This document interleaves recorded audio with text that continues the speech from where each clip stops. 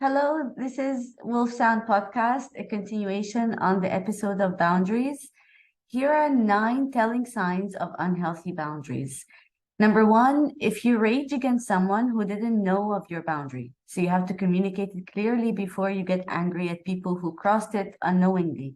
Number 2, if you give the silent treatment or use other passive aggressive behaviors instead of talking to the person. If you're upset or something happened, you need to resolve it by communicating with the person first. You only stop talking if they don't get it or if they continue to break the boundary after knowing about it. But silent treatment is just as toxic. Number 3, if you say yes when you want to say no, instead you disappear. Now, it's okay. It's actually much better to say no to people kindly. No, I'm not able to do that. Or no, I will not be there. I will not join you. Just say no. Because disappearing, saying yes and then disappearing, or just disappearing altogether and not answering somebody, it's kind of a dehumanization tactic, or it's a cowardly tactic. So just say no, it's okay, because then you will not damage the relationship. Saying no will not damage it. Disappearing without saying anything or leaving someone hanging will damage the relationship. Number 4, if you always try to keep the peace no matter what's going on, you can't please everyone. It can turn into control. So if something is bothering you, again, communicate it. If you just keep the peace, you open yourself up to abuse. Speak up. It's okay to speak your mind as long as you do it respectfully or kindly. And even if you get out of alignment or you get into some kind of a fight, you still need to voice your opinion when you calm down or communicate how you feel. Anything other than that, like constant anger or constant silent treatments, will not only damage your relationships, but also give you anxiety because you're too busy escaping a situation or in constant confrontation in a situation. So balance is key here. Number 5, if you are intrusive and enmeshed with people and ignore signals of their discomfort when you barge into a conversation uninvited. Some people don't have a sense of healthy boundaries, and sometimes they do it on purpose. Somebody who shows up at your home unannounced, somebody who calls you at such late hours or asks you intrusive questions that are none of their business. Again, you can say nicely, I'm sorry, I don't want to share that. Or sometimes when people are very rude and intrusive, you can say it's actually none of your business.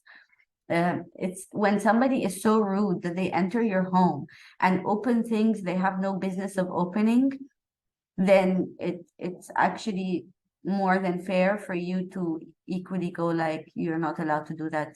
This is not for you to open. This is not for you to look at. This is not for you to ask. You're not allowed to just show up and enter my space. You're not allowed to take my personal stories I trusted you with and take it to other people. It's not rude to say that. The person who invaded your privacy is rude, not the fact that you're telling them that they're not allowed to do that. Number 6, if you break your own boundaries for someone you like, especially if you don't know them well enough. Some people test your boundaries, especially early on in relationships, and be very careful with narcissistic relationships because they are known for boundary breaking and boundary violations. So they can play games, they play on your guilt, they play on your politeness, your kindness, your aversion to saying no. They pick up on all of that. They break your boundary by means of roundabout ways and very manipulative ways that you end up breaking your own boundary for them because they seem nice or fun or exciting or somebody new that you don't want to lose already. Your boundaries have to come first. So if you're going on a date, for example, don't let the person manipulate you into rushing through the relationship. Don't let anyone make you do anything you're not ready for. It's completely fine. So and take it as a red flag, because if you break your boundary early on, it gets worse over time. So hold on to your boundaries in a balanced and healthy way. Number number 7, if you ignore the red flags of sneaky behavior in others and then complain when you get bitten. Again, that's you see sneaky behavior, you tell somebody something in confidence and you find out they took it to somebody else. You notice that whenever somebody wants something from you, they use manipulative ways or sneaky ways, but when they don't need anything, they're nowhere to be found. They're never there for you. If you notice these red flags, then take it as a red flag and act upon it. Because if you don't, then, especially if you don't know them well enough, then cut your losses early on, and that's better. But if you do know them and you know this about them, but you keep falling into the trap, it's on you. So that means you have weak boundaries within yourself. And no relationship is more important than your sanity and your safety. Number 8, if you procrastinate and waste others' time and your own. A lot of people waste each other's times. It's crazy. Even when it doesn't look like a conventional or blatant waste of time. You could be working at one of those big corporate companies, and they have nothing more than meetings.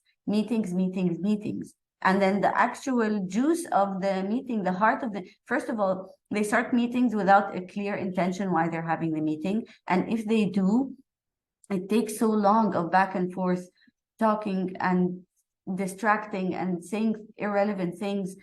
It's such a waste of time. Or sometimes if you're a freelancer and everybody wants a meeting with you, but you don't know why they want to meet, you don't have a specific goal or a specific intention, you cannot keep meeting everybody, then you're not going to work a day in your life. You have to honor your time, and you have to also honor other people's time. Time is something we just don't get back. It's crazy that somebody would waste time. We don't get it back. We have one life, and imagine you waste half of it in useless meetings or waiting for somebody who never had an intention to actually follow through. So pick up on that very early on. And finally, number 9, if you make false promises and intentionally deceive others long enough to use them, or until you get out of the confrontation. That's the thing, is that why make a promise?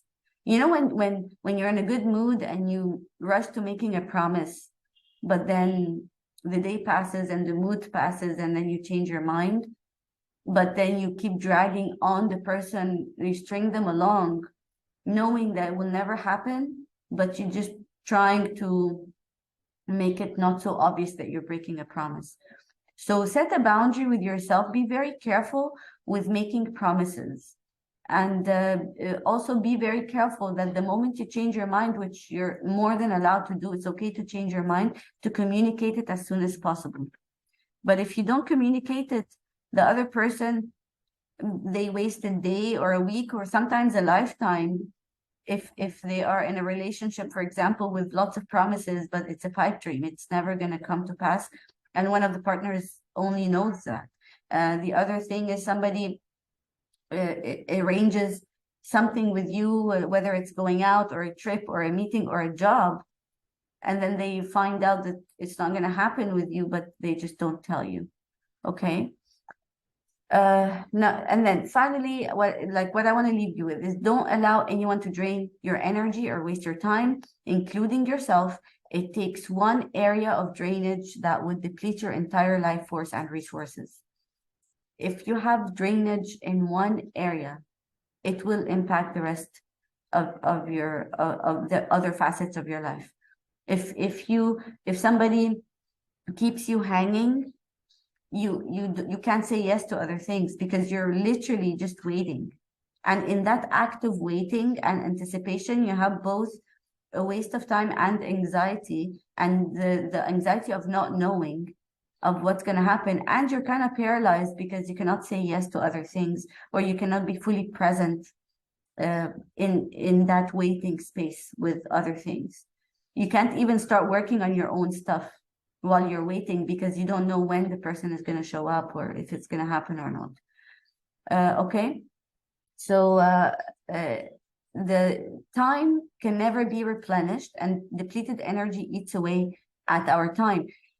Depleted energy eats away at our time means that if somebody is sucking you dry and like they're eating away at your life force, the energy, the waiting, the anticipation, all this anxiety, it actually eats your time because you're not putting your time to good use. Think about it. Whenever you're in that state, it compromises whatever else you could be doing. So it literally eats away at your life force.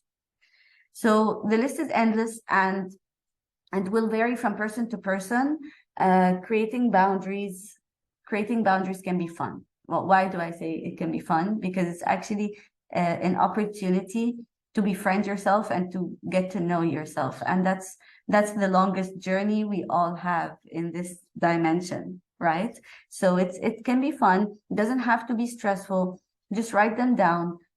Start slowly. And sometimes when you break your own boundaries, which will happen sometimes, don't beat yourself up. Just course correct wherever you need to correct that. Yeah, there is also a variety of material out there to help you create your own boundaries. There are people that talk about boundaries, incredible people. Everything is available on YouTube. So check out other people and what they say about boundaries, because some of them can resonate with your situation more than others. So, and there are journals for boundaries as well. So remember that one man's deal breaker is another man's deal maker. So find your own voice. And I hope you live in a very, very healthy state with the people around you and with yourself. All right. Enjoy your day. Bye.